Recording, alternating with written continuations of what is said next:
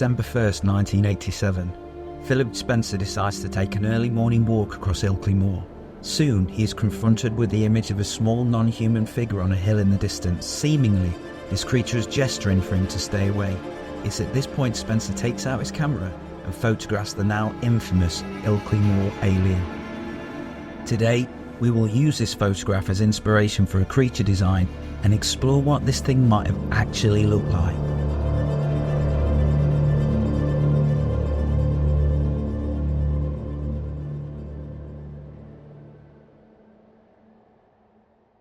Hello and welcome to the channel. This is the first design file for Strange Factor. It's the Ilkley Moor creature. And what we're looking at now is the actual photograph that Philip Spencer took on that fateful morning in December 1987. I'll be honest, folks, this is not smoking gun evidence for non-human intelligence visiting Earth. But what I do think it is a fantastic bit of inspiration for what could be a potentially really interesting jump-off point for a creature design. For the sake of the exercise, let's imagine our mutual friend in the MOD has told us that actually this is an actual photograph of a non-human intelligence visiting Earth. That it's the best evidence we've got. It's also worth mentioning now that this is an artistic exercise and not a scientific one. Ultimately, all of these designs are going to be absorbed into my world building project, which I'll kind of share with you guys later down the line. So with that in mind, let's crank that artistic license machine all the way up to 10 and get stuck in. Okay, so I've used this kind of zoomed in black and white image to get things started, to look at sort of interesting reference points potentially in the sort of alien anatomy. I know there's a good chance that these are just artifacts and a really bad photograph, but that's not the point of this exercise. This is inspiration. The first thing I noticed is this kind of upside down V correlating shapes in the sort of lower mouth and the head. And I thought that's interesting. We could use that potentially down the line. He's got that really cool sort of flattened dome head. And then what appears to me, what could be a bridge that goes over the eye and to the ear. So that's something that I'll keep in mind moving forward. As well as the photograph, we've got Philip Spencer's description of the creature. He described it as pale, greyish-green skin, roughly 4 feet tall. The head was large with a pronounced forehead. The arms were long and the legs were frail-looking, and its fingers were described as sausage-like. I'll be honest, getting sausage-like fingers to look cool in any design is going to be tough, so I'm not looking forward to that at all. Another interesting point is that Spencer mentioned that the creature had large ears. Looking at the photograph, it's really hard to see that. So I'm wondering if maybe from different angles, it might have appeared differently. Okay, reference. It's hugely important. It's always something that we do with creature design or design generally for film and games. I've got kind of personal design itches that I need to scratch for this project. When I read the description of greyish green skin, I instantly thought of an Australian tree frog, which I've kind of been trying to shoehorn into projects for probably 20 years. I just love this frog. Just love the colour and all the sort of fleshy folds. Obviously, you've got the kind of simian reference. I was thinking that just because the length of the arms, and that maybe he does have different ways of getting around. Maybe when he needs to move more quickly, he goes onto all fours. And that might explain that kind of extra joint, or potentially what could be an extra joint in his shoulder. And then finally, the back with the ear. I'm thinking at this point that there's something unusual could do with the ear, that's kind of an earlobe that's flush to the head, so that side on it looks huge, but front on it kind of disappears somewhat. Often, this is the most difficult part. It's not always pretty. In fact, in my design process, it never is. So I'm just doing really sort of quick silhouette work here.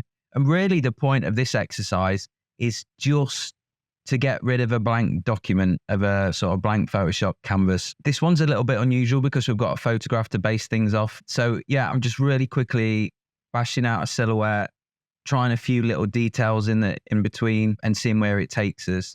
At the moment, I'll be absolutely honest, at this point in the drawing, I'm not happy at all. I'm not seeing anything. But I think what's cool about concept art is that you can kind of build up a few different images and take and kind of cherry pick different parts from each one. You don't have to have a particularly successful image, but there might be something interesting in individual files, if you see what I mean. So there might be eyes that I like from one, or, the way an arm connects in another.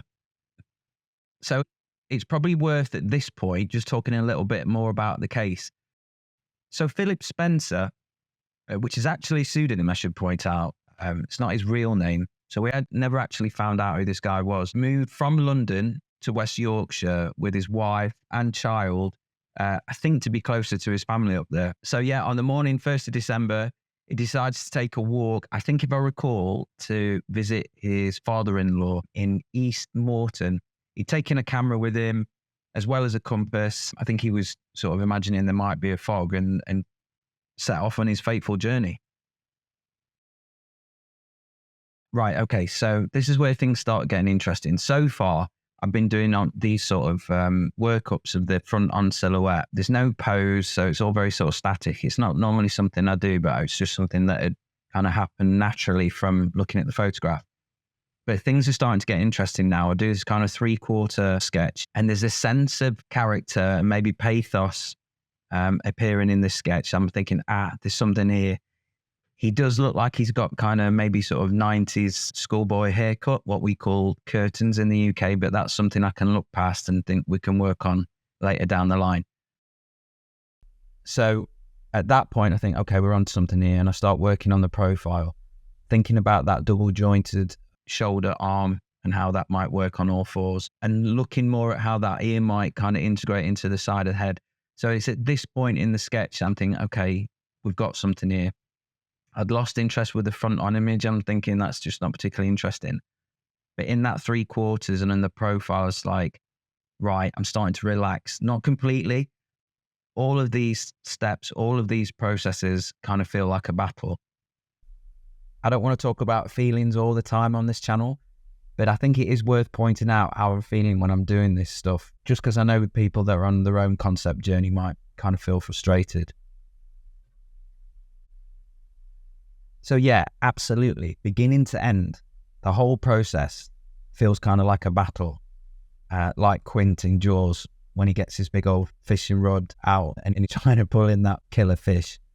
So it feels a lot like that, but without the sort of heroism and potential death, I guess. The concept, it's not dangerous, let's not get carried away.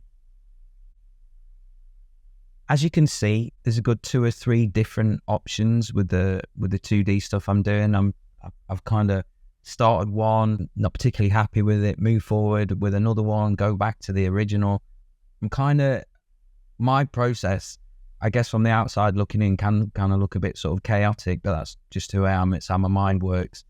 I don't feel like I have to be working one image all day. I can, work on multiple images and see what's working. But the process tends to be, for me, silhouette, sketch, maybe photo bash some of that referencing that we discussed earlier, draw over it again, go back into the sort of early sketch phase until you start to see something kind of come together. Anyway, back to the case. So according to Spencer, he's walking up a small hill and he noticed an odd-looking figure in the distance ahead of him. Bizarrely, this figure was green and looked to be around 4 feet tall. Its head was oversized and its arms were long and thin. The creature then seemed to gesture at him to stay away. It then ran away and Spencer followed it. Now this is the bit where I kind of get confused. He sees a little green, strange creature. It runs away and he follows it. I mean, that in itself is just very odd. But then the creature turns around and kind of gestures at him to stay away. That kind of sends shivers down my spine because it's such a sort of human feeling gesture, I suppose. It's just very, very strange. He continues after the creature, loses sight of it, but then manages to see what seems to be a craft move up from behind a hill into the air. Very, very strange, and it just gets stranger from here. So buckle up. Okay, so at this point, I've moved out of 2D sort of Photoshop work. I've found that that's, I've got all the kind of useful bits out that I need. Keeping those designs in mind, I had sort of 3-4 designs that I think had elements that were kind of appealing to me. I've gone into 3D. Now, it's worth just pointing out, I'm still designing at this point. I'm keeping those images in mind that I've worked on previously that will inform this part of the design process, but by no means have I finished the design and I'm modeling it now? I'm still 100% designing this thing. Okay, so at this point in the sort of ZBrush design process, I'm starting to get that kind of relaxing feeling again. There's something coming here. It's not exactly what I was thinking, but it's not far off. You've got those kind of huge ears starting to develop that are kind of merging into the head, the sort of carapaced head plate sort of thing. At this point, I'm thinking that because the body's so smooth and I want that kind of Australian tree frog appearance to the skin, I want to break the shapes and the head up a little bit more. There was a hint of it in the sketches, but I want to make more of it for the ZBrush sculpt.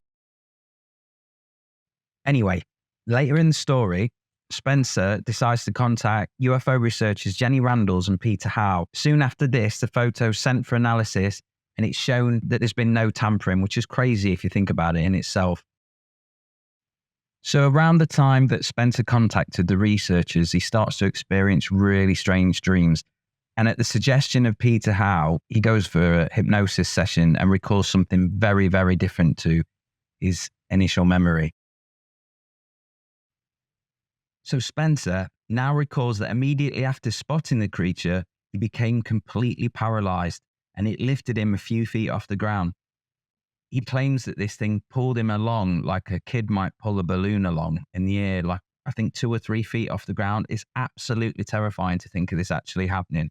The fact that this thing can switch him off and gravity at the same time and just lead him towards the ship is totally terrifying, but, would make an awesome scene too.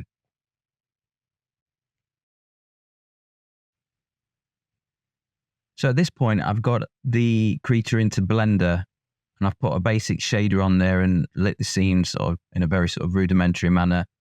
And I'm just taking the time to look over what we've got.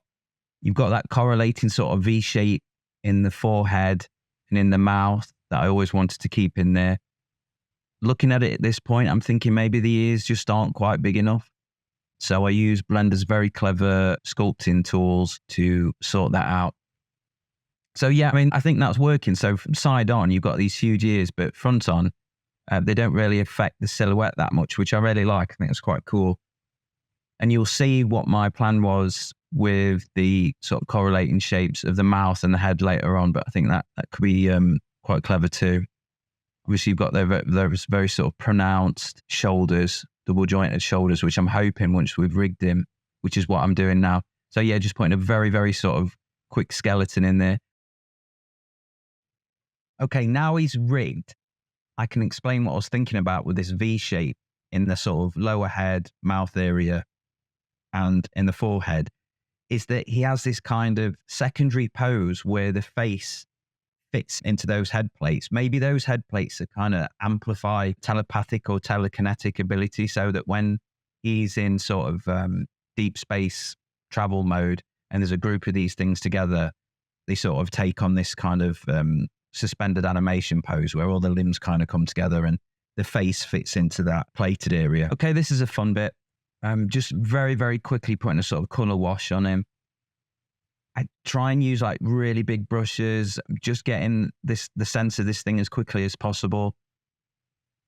It's also worth mentioning actually that vent on his back. I thought it'd be cool that if you can imagine this thing moving, like that sac on his back kind of pulsating when he breathes, and that he actually sort of pulls nutrients out of the atmosphere on his own planet.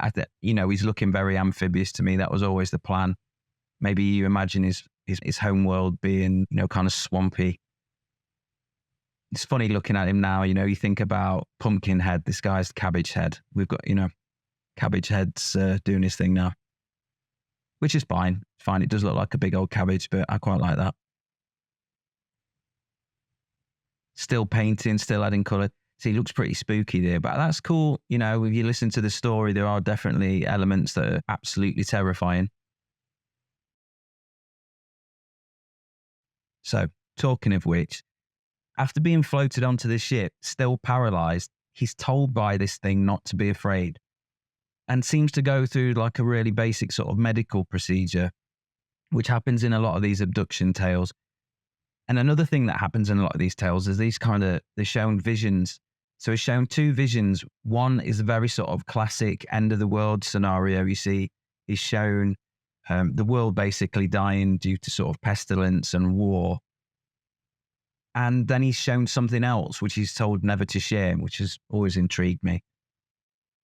So eventually he's returned to the moor. And what fascinates me is that he comes to realize from this hypnosis session that that initial encounter, when he thought this thing was sort of waving for him to stay away, it was actually waving him farewell, which is just so weird. It's just so intriguing as a scene, as an image, that this creature that's so alien, and the way I've designed it as well is so alien, that it's got this really kind of human farewell. I've tried to capture that in the creature. I didn't want it to be terrifying in its appearance. The fact that it is so alien, it would be, but I wanted to get that sense of sort of sadness in its eyes, that maybe these things are coming and trying to tell us, give us these warnings. So it's carrying this huge weight on its shoulders, on its double jointed shoulders at that. So for me now, that's enough 3D work. I'm relatively happy with where we've got him. So I'll go into Photoshop and start just looking at those references that were there from the beginning and start kind of applying those back really quickly, just to make sure I'm going in the right direction. There's every chance that if I was showing this to a production designer or a director, that they might okay that, and then I go back and model that stuff in and just spend a bit of time on the initial model, but I don't need to do that for the sake of this project. So yeah, that's just putting those sort of images back on, desaturating them a little bit. There's a little bit of the sort of pink fleshiness to him from the Australian tree frog.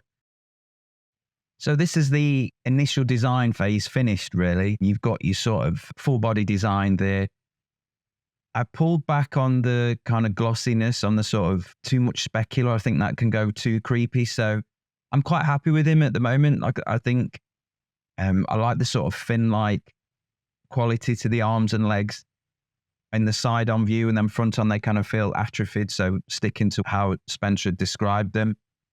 Here you can see that weird sort of vent on its back. So if you can imagine that thing kind of pulsating as he breathes, and it's kind of pulling in nutrients to kind of process, or maybe some kind of energy that we're not fully aware of yet. And yeah, this is that second pose that I was excited about. So at this point, the face is kind of moved up into those head plates, which are then potentially amplifying telepathic ability. I like this. I think it makes quite an appealing shape. And it was just that, extra bonus point, I guess. Okay, so he's designed, basically. And this final step is something that we'd probably do at 99% of the time when we're working on a film, is what does this guy look like, or what does this thing look like in situations? So I've pulled a few photos together of that area, tried to match the sort of lighting in the daytime, got him stood on a little rock.